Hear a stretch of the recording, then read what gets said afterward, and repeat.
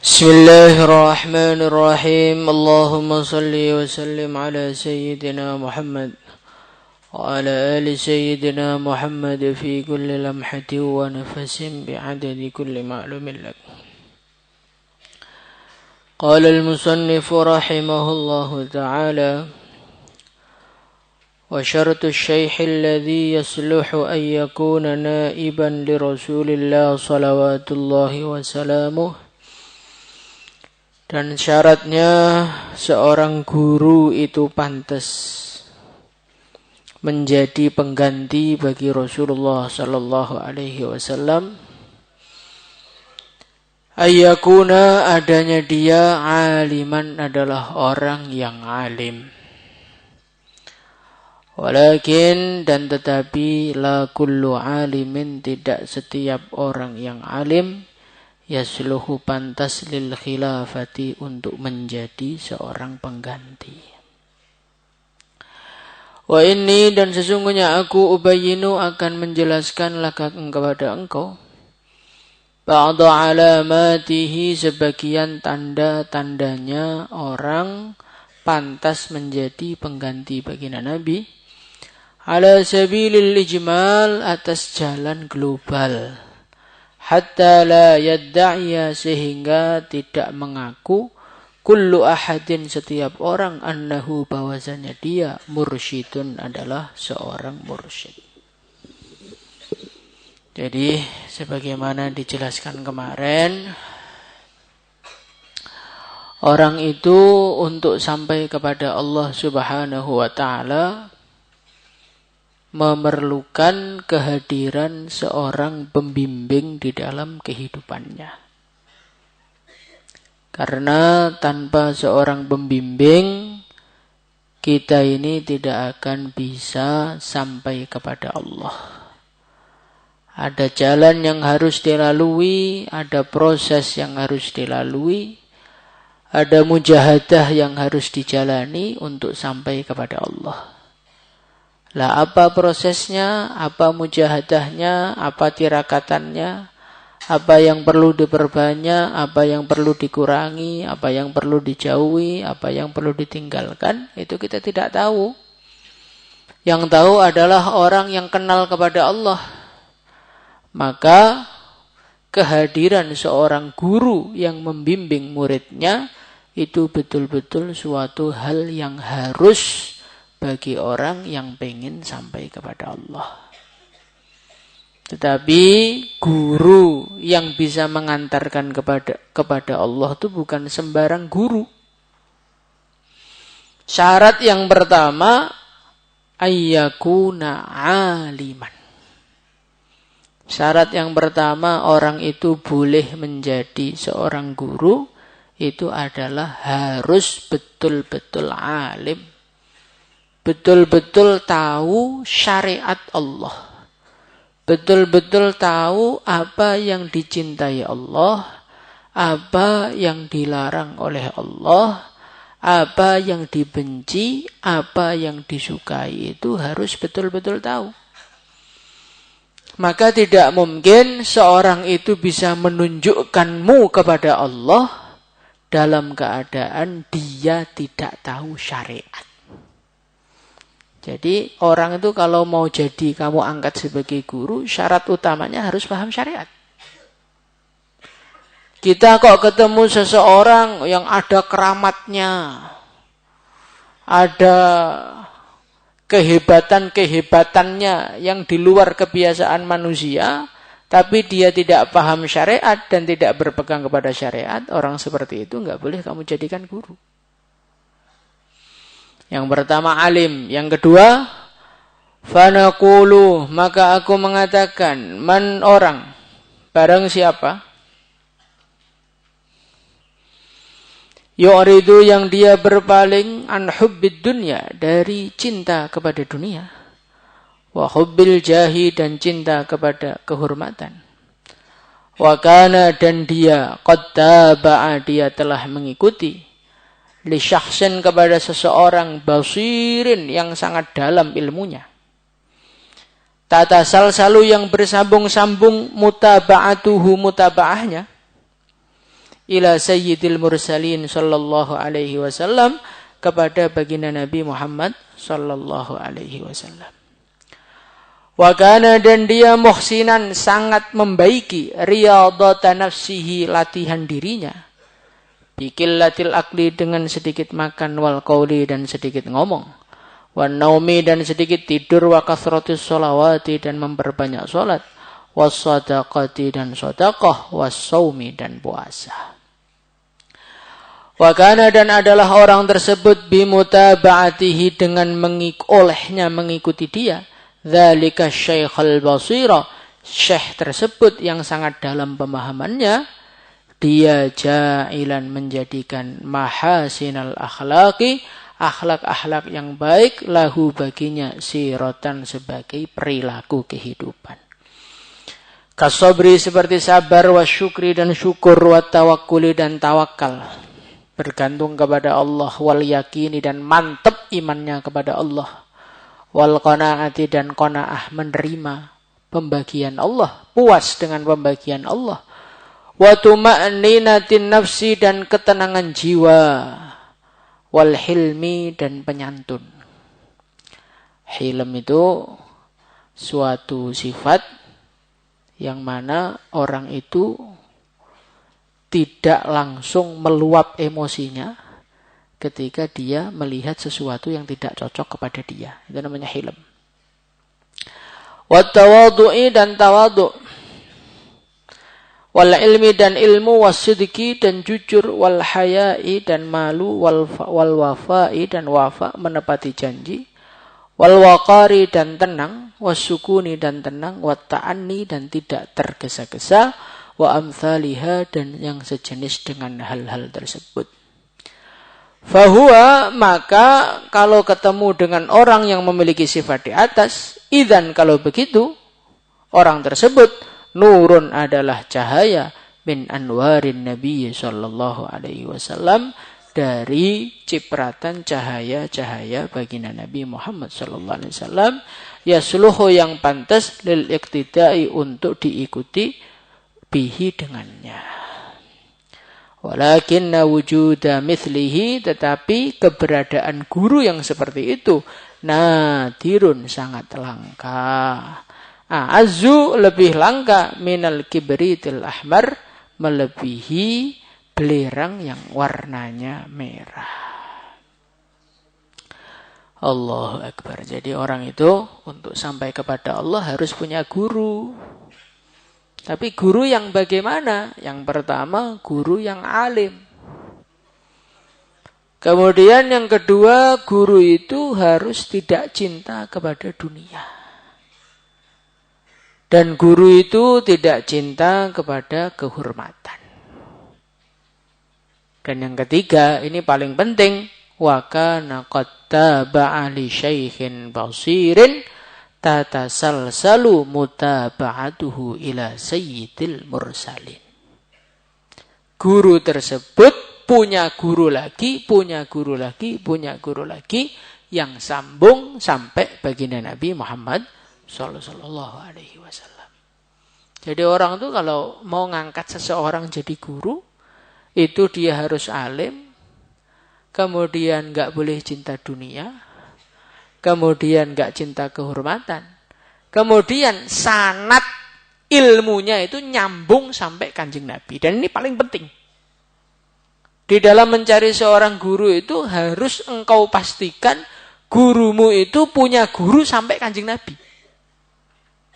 Kalau kita ketemu dengan orang, kita tanya, gurunya jenengan siapa? Allah dan Rasulnya. Oh, berarti bisa dipastikan itu ilmu yang dia miliki itu ngarang. Ngapain Pak kita lewat para ulama-ulama segala? Rasulullah sallallahu alaihi wasallam sudah menyampaikan kepada kita, ma tamassaktum bihima lang tadillu. Kalau kalian berpegang dengan keduanya, kalian enggak akan tersesat, yaitu kitabullah dan sunnah Nabi. Ya sudah, kita buka sunnah Nabi, kita buka Quran langsung, kita ambil hukum dari dalamnya. Ngapain lewat ulama? Oh, kalau Anda modelnya seperti itu, maka akan menjadi dollun mudillun. Orang yang sesat dan menyesatkan. Orang itu kalau mau ikut Nabi harus melalui guru, dan guru tersebut sambung kepada gurunya lagi, guru tersebut sambung kepada gurunya lagi, gurunya lagi, sampai Rasulullah Shallallahu Alaihi Wasallam. Ini penting. Karena orang itu kalau gurunya nggak sambung sampai Kanjeng Nabi, ya berarti rohaniyah, barokahnya ilmunya itu nggak dari Kanjeng Nabi. Lah kalau nggak dari Kanjeng Nabi, dari siapa? Ya dari setan. Maka man laysalahu syekh fa syaikhuhu syaitan itu seperti itu. Orang kalau nggak punya guru yang sambung dari Nabi, nanti lama-lama gurunya setan, gurunya nafsunya sendiri. Maka dalam mencari guru itu yang paling penting melebihi yang lain-lain adalah sanadnya sambung apa tidak. Wa kana muhsinan riyadata nafsihi biqillatil akli wal qawli wan naumi wa kathratis shalawati was shadaqati was shaum. Kemudian gurunya tadi enggak cinta dunia, gurunya tadi enggak cinta kehormatan, gurunya sambung kepada Kanjeng Nabi, dan gurunya ahli tirakat. Gurunya sedikit makannya, sedikit ngomongnya, sedikit tidurnya, banyak sholawatnya, banyak sholatnya, banyak sodakohnya, dan banyak puasanya. Ditambah lagi, wa kana bimutaba'atihi dzalika asy-syaikh al-basir ja'ilan mahasinal akhlaq lahu siratan. Zahirnya ahli tirakat, sifatnya sifat yang mulia, semua ada di dalam dirinya. Sabar, syukur, selalu bergantung kepada Allah, imannya mantap kepada Allah, kemudian menerima pembagian Allah, nggak ada ngerengiknya, nggak ada protesnya. Syukur dikasih rezeki berapapun itu nggak pernah protes. Apa yang Allah berikan kepada saya, itulah yang terbaik untuk saya, maka saya nikmati, saya syukuri. Wa tuma'ninatin nafsi, jiwanya itu tenang karena banyak zikir. Ala bidzikrillah tatmainnul qulub, jiwanya itu tenang. Menghadapi apa-apa itu enggak bingungan. Menghadapi apa-apa itu enggak khawatir. Itulah guru yang sebenarnya. Wal hilmi, dan dia itu bisa mengendalikan emosinya. Ada yang bikin gara-gara enggak langsung marah, enggak langsung meledak emosinya, enggak langsung pengen membalas, enggak langsung pengen menghancurkan, itu namanya hilm. Wattawadhu, dan rendah hati. Tawadhu merasa paling jelek di dunia ini, yang paling jelek adalah saya, itu namanya tawadhu. Kalau orang itu di dalam hatinya ada merasa ada orang yang lebih jelek daripada saya, itu sudah masuk orang sombong. Masuk orang sombong. Jadi orang kok merasa ada orang lain di dunia ini yang lebih jelek daripada saya, maka dia langsung masuk kategori orang sombong. Jadi kalau orang kafir, Pak, kan saya iman, dia kafir. Innamal a'malu bil khawatim, yang dilihat akhirnya.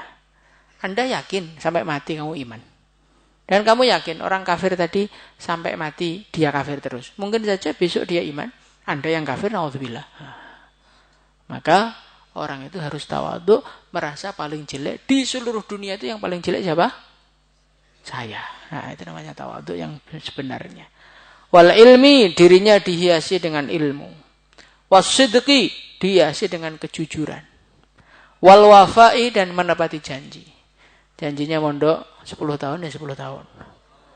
Bukan kok pas burungnya sudah enggak bisa diajak musyawarah langsung pamit pulang. Nah, ini namanya enggak wafa ini.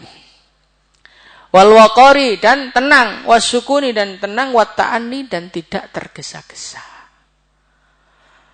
Fahuwa idzan nurum min anwarin Nabi sallallahu alaihi wasallam yasluhu lil yaqtida'i bihi. Kalau kamu kok menemukan seseorang, dia alim, enggak cinta dunia, ahli tirakat, akhlaknya baik, maka ketahuilah orang seperti itu merupakan cipratan dari cahaya baginda Nabi Muhammad sallallahu alaihi wasallam. Orang seperti itu pantas kamu ikuti. Lah orang seperti itu sangat langka. Kalau engkau mendapatkan guru seperti itu, pegang erat-erat tangan dia, jangan sampai kamu lepas dari dia. Itu sebagaimana yang dikatakan oleh Imam Sanusi dalam Ummul Barohin seperti itu. Kalau engkau ketemu dengan guru yang memiliki sifat-sifat di atas itu, sudah. Pegang tangan dia erat-erat, apapun yang terjadi, jangan sampai diri kamu lepas dari dia. Paham sampai sini ya? Nah, jadi orang itu perlu guru. Untuk sampai kepada Allah itu perlu guru. Tapi bukan guru yang sembarangan.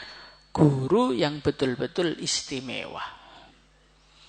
Maka ketika engkau ingin menuju kepada Allah, langkah pertama bagi kamu adalah mencari guru. Jadi orang itu ada masa mencari guru, ada masa sudah dapat guru. Ini beda tertibnya. Ketika masa mencari guru, kamu teliti gurumu.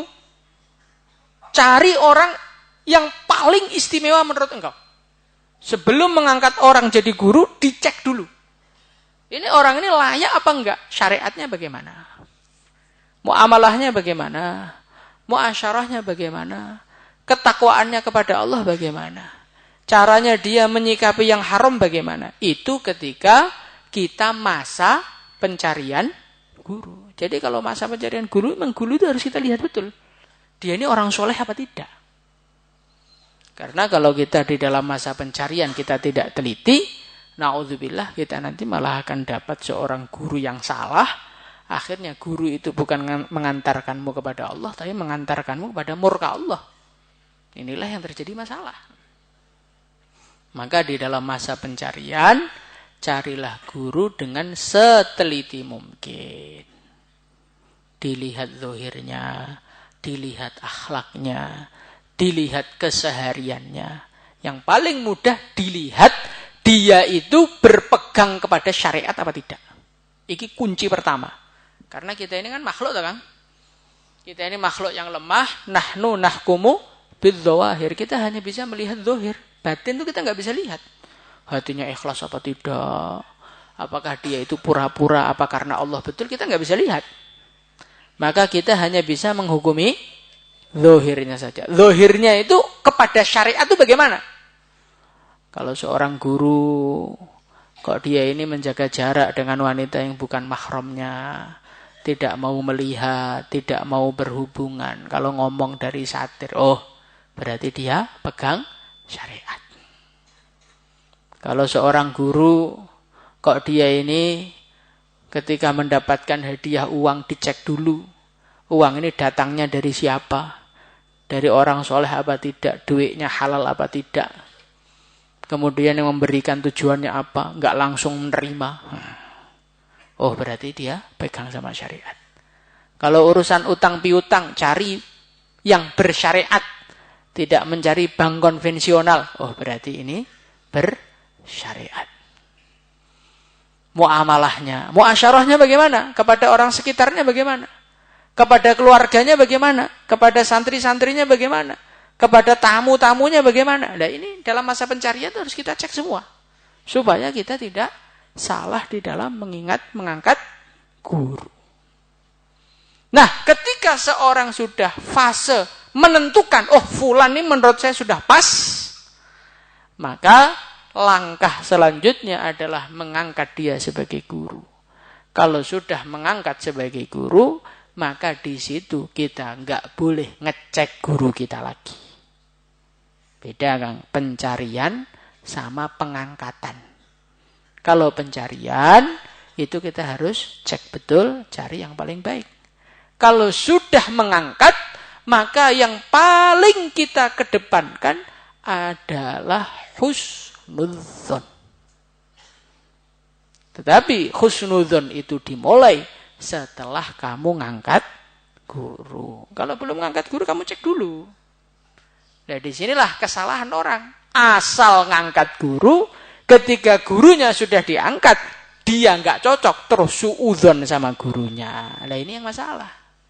Karena ketika seorang murid itu dia jatuh di dalam suudzon kepada gurunya, maka dia akan jatuh di dalam bahaya yang lebih besar sehingga dia akan mendapatkan resiko yang lebih berat dibandingkan sebelum punya guru. Jadi seorang murid yang bermasalah dengan gurunya itu resikonya lebih bahaya dibandingkan ketika dia belum punya guru. Ya contohnya gampangannya ketika rakyat itu masih jadi sipil dengan jadi militer. Ketika rakyat jadi sipil ya orang biasa. Ketika rakyat daftar jadi militer kok dia tidak taat kepada komandannya, maka resikonya jauh lebih besar dibandingkan orang yang sipil. Ya begitu juga berguru kepada seorang guru itu harus hati-hati. Cari dulu gurunya. Ketika kamu yakin bisa taat, kamu yakin bisa husnudzon kepada dia, kamu lihat syariatnya sesuai, kamu lihat dia akhlaknya baik, dia tidak cinta sama dunia, tirakatnya juga baik, sholat tahajudnya istiqomah, istighosahnya istiqomah umpamanya, dakwahnya juga istiqomah umpamanya. Maka ketika kamu merasa kamu bisa ikut dengan baik, kamu mulai ngangkat guru, maka pintu suudzon harus ditutup, yang dibuka adalah husnudzon. Maka biar kamu mudah husnudzonnya, sebelum mengangkat, dipilih dulu yang baik, biar husnudzonnya mudah. Jangan asal ngangkat guru, setelah kamu angkat betulan, akhirnya kamu diliputi dengan rasa suudzon. Nah itu nanti bahaya.